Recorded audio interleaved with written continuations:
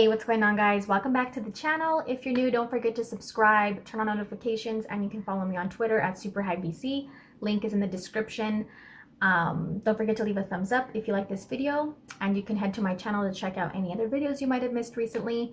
There's been a lot going on, okay, to say the least. But also don't forget to check out the links in the description for the Autumn Snyder AFSP fund and the link to my merch. All right, so more Zack Snyder's Justice League talk today. Very, very interesting and exciting. Hopefully this stays the way it is. Zack Snyder's Justice League is popping up on different services as a upcoming release or upcoming feature, and you can like add it to your wish list, or you know, it's like kind of there as a placeholder. So for example, you can now add Zack Snyder's Justice League to your wish list on Google Play. If you don't find it by, I have seen some people, you know, tweeting that you can type it in the search, wait for it to come up. If you can't find it in the search, you can, if you follow me on Twitter, you can head over to my profile. I did retweet a link where it just takes you directly to Google Play. And, you know, if you're already logged into Google, then you can just click on add to my wish list and it's automatically added. It's very simple. I also saw, you've probably seen too if you're on Twitter, people have been sharing that it is showing up on their Roku. It does say rent for $3.99, but obviously you can't do that right now. It'll take you like to the theatrical version of Justice League, but I do expect this, you know, since they're using Zack Snyder's Justice League poster, it's probably just a placeholder for now. But it, you know, since HBO Max is available to people through Roku, then people who, like, you'll be able to watch it through there because it's going to be on HBO Max. Also, people are sharing that it's being added to Apple TV or Apple iTunes, whatever. Their service. I don't use Apple, so but it's being added to that store, shop, or whatever as well as an upcoming feature. So this is very exciting because since HBO Max is not available worldwide, it is available in some international countries outside of the US, but it's not global. So this is very good news because, I mean, like I said, if it sticks, which I don't see why it would be added as an upcoming feature, you know, a couple of months before it's set to be released, if they're not planning on keeping it there. They could just be trying to get a sense of how many people add it to their wish list, how many people are, you know, engaging with it, or, you know, maybe just trying to get a sense of, is it going to be, like, do we need to release it as some kind of purchase after we release it on HBO Max or something like that, which hopefully that's what this means, because like I said, since HBO Max is not available worldwide, this would give, you know, putting it on Google Play, iTunes, Roku, other services will give it so many more people access around the world to Zack Snyder's Justice League. And if they want to really get a sense of how many people are watching it, how many people are willing to pay for it, that, I mean, making it more available globally will give them a better sense than if it's just available on HBO Max in the US and like the other countries that it's, you know, available in. If they're able to, and it's also available through Amazon as well, HBO Max. But putting on Google Play and iTunes will just really broaden the, you know, amount of markets that it's available to. So this is a really good sign so far, especially because, you know, Zack Snyder said recently that come the new year, which is just around the corner, they're going to really start kicking into high gear with marketing. We're going to have a new trailer. We should be getting another poster, a hard release date, so an exact release date. So they're really going to kick into high gear with like marketing this as if it were going to be in theaters. You know, they really want to get it out there for like general audience and bring as many people in to HBO Max as possible. If it does indeed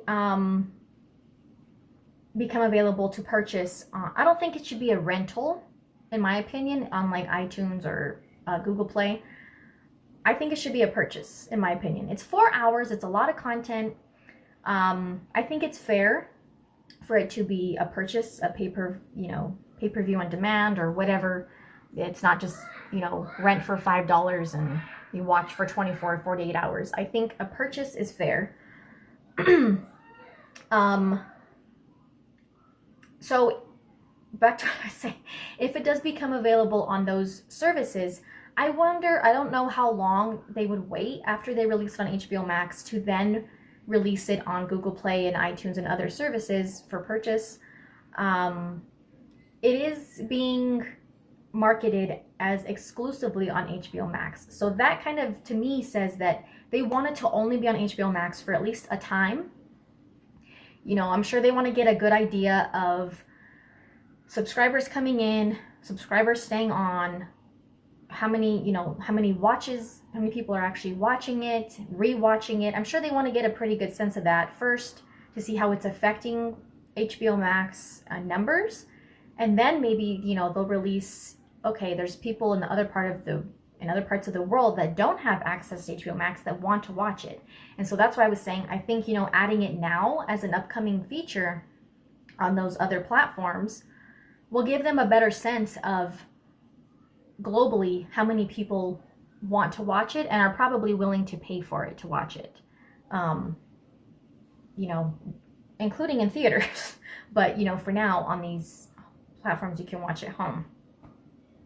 So that's exciting. And also talking about marketing, in Dallas at this AT&T building, there is this massive screen where Zack Snyder's Justice League trailer, well, the teaser that we have so far, is being played on this massive screen at the AT&T building.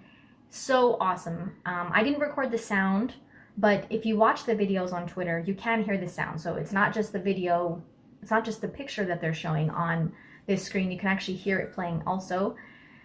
And it's just so, so cool. Like, hopefully when the marketing really kicks into high gear soon, maybe we'll see like New York Times billboards playing it and just getting it out there as much as possible. So I just wanted to share that because it does look awesome. And like, even though we're just watching it on our phone or our device or whatever, like, it looks so awesome seeing it on a huge screen like that. So cool. So I wanted to share that. And then also on December 31st, there's going to be a Twitter event coming up to get hashtag Restore the Snyderverse trending. So this will be December 31st worldwide at about 2:15-ish p.m. UTC time. So for me, it has, regional timings. All right, it has regional timings. It has Pacific time, Eastern time, UK and Spain time, Russia, Pakistan, India, and China. So you can figure, look at that chart there of the different timings and see, it's 2:14, I'm sorry. 2:14, yeah, of course. See what time it is for you locally based on those time zones that are listed there. And it's just going to be a Twitter event, hashtag Restore the Snyderverse, trying to get that trending. Again, those of us that love Zack Snyder, can't wait for Zack Snyder's Justice League, and we want to do as much as we can to show Warner Brothers, DC, AT&T, all of them, how much we love and care about this stuff so much, how much we appreciate it, and so we want to get as much out there as possible about it. Another interesting thing I want to point out is that regarding a lot of the drama that was happening yesterday after the New York Times article came out about Walter Hamada and, the author of the article stating that WB execs are describing Zack Snyder's Justice League as a cul-de-sac, a street that leads nowhere. If you want to know more about that, I made a video about it yesterday. You can watch that. I break down the whole article pretty much. First, it's important about that comment.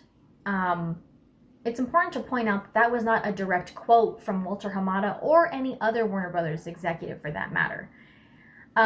If Warner Brothers executives or Walter Hamada is saying that, at this time, we're not planning on, having a Zack Snyder's Justice League Part 2, whatever. That might be true. Maybe they don't have that planned right now. However, That does not mean that they're not going to, you know, change. You know, things can definitely change after they see the success of Zack Snyder's Justice League. So let's just say, for argument's sake, that Warner Brothers executives are saying, right at this time, we don't have plans to extend it, to continue it after Zack Snyder's Justice League. We're not going to do a part 2. At this time, we don't have plans for that. It's easy, if you're not quoting someone, to say, well, the executives are calling it or describing it as a cul-de-sac, a street that's going to lead nowhere. It's easy to say that if they're saying they don't currently have plans for a part 2 or whatever, part 3. So I'm not really worried about that at this point. I just think it's shady to say something like that if you're not directly quoting Walter Hamada or another executive. It's also important to remember that Warner Brothers and DC are under AT&T. So AT&T at the end of the day is in charge of these properties. Yes, they're under Warner Brothers studio and their DC characters and properties and all of that stuff, but AT&T owns them. So, if AT&T is like, you need to continue this, there's a huge fan base for it, there's a global demand to continue this man's work, we need to get on that. Warner Brothers and and DC, like, they're not going to have much of a choice. They're not they're not the head people in charge of this stuff. They do have, executives and all of that have, Ann Sarnoff is the WB CEO. Of course they have executives that make high level decisions, but at the end of the day, AT&T is in charge of this and in charge of them.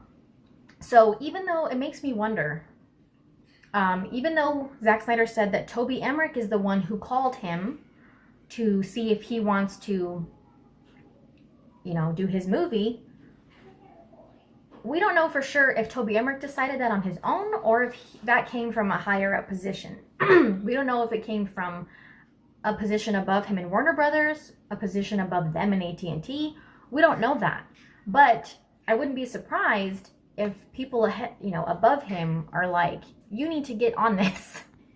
I'm not saying that's what happened, but I'm saying it's, very possible that AT&T, Warner Brothers was kind of just like making it seem like they weren't paying attention to this demand that was going on for a few years.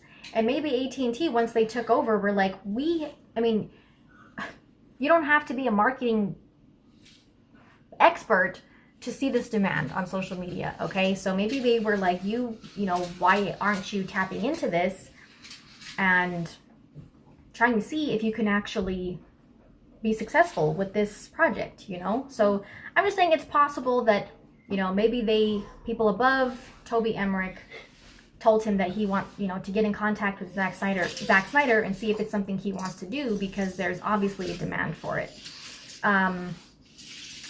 Anyway, just stuff to keep in mind about decision making with these properties and these projects. So whatever platform, whatever you use, Google Play, iTunes, Roku, all that good stuff, add it to your wish list. Show them the demand. We want to keep pushing for that. And, hopefully that'll also convince them that they should do a theatrical release, as Zach wishes and as the fans would love to see that too. So yeah, thanks for watching, guys. Don't forget to follow me on Twitter. Check out the links in the description. Leave a thumbs up. And if you're not subscribed, hit that subscribe button. Again, thanks for watching. We'll see you next time.